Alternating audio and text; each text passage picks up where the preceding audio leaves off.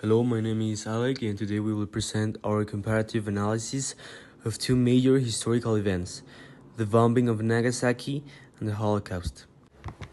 We will analyze how international organizations responded to these events and evaluate how effective those responses were in truly promoting peace. So based on our analysis, we have drafted this thesis statement. International organizations have been effective in promoting long-term peace, but have often acted too late, and when the damage is already done. First, we will talk about the bombing of Nagasaki. This event caused massive loss of life and violated basic human rights, specifically the right to live and securely.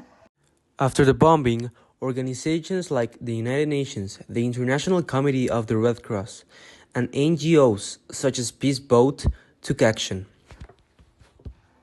Their main action included providing medical aid, promoting nuclear disarmament, and raising awareness through education and testimonies. According to our research, Yasuaki shared his personal story to create empathy instead of fear.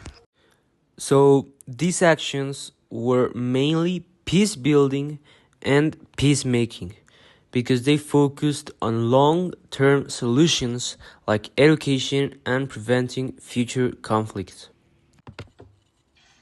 They also aimed for positive peace, not just stopping war, but addressing root causes like nuclear weapons. For example, the United Nations has promoted nuclear disarmament treaties to reduce the risk of future atomic attacks. Now, we will analyze the Holocaust.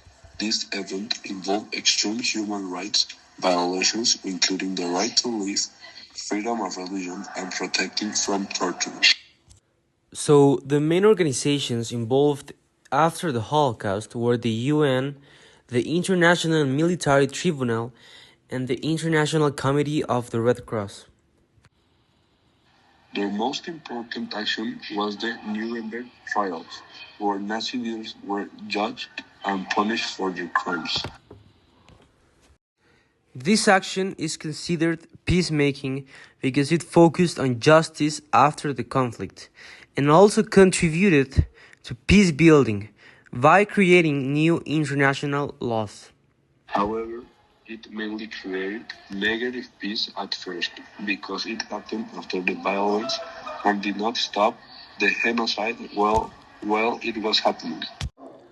According to the United States Holocaust Memorial Museum, the Holocaust resulted in the deaths of 6 million Jews and millions of others, showing the failure of early international response.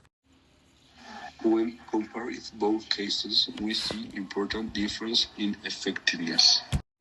So on the first side, the Nagasaki response was more effective because it addressed root causes like nuclear weapons and focused on long-term education to prevent another disaster of this type. In contrast, the Holocaust response mostly addressed symptoms, since actions like the Nuremberg trials happened after the damage was done. However, So both responses helped people, but in different ways. Nagasaki efforts promoted awareness and prevention, while Holocaust efforts focused on justice. However, the Holocaust response also had limitations. According to historians, international actors failed to intervene in time to stop the genocide. So at the end, both cases had long-term impacts. The Nagasaki response contributed to nuclear disarmament movements, while the Holocaust led to the creation of human rights laws like the Universal Declaration of Human Rights in 1948. Based on our scoring, Nagasaki had a 4 effective, while the Holocaust had a 3 morally effective.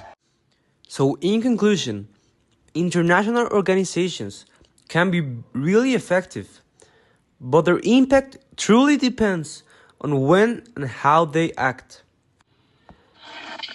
The biggest challenge is that many organizations respond too late, after violence has already occurred.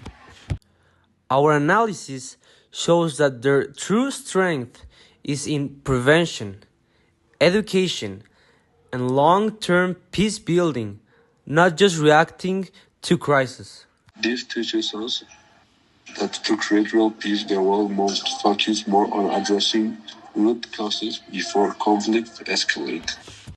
Thank you for listening.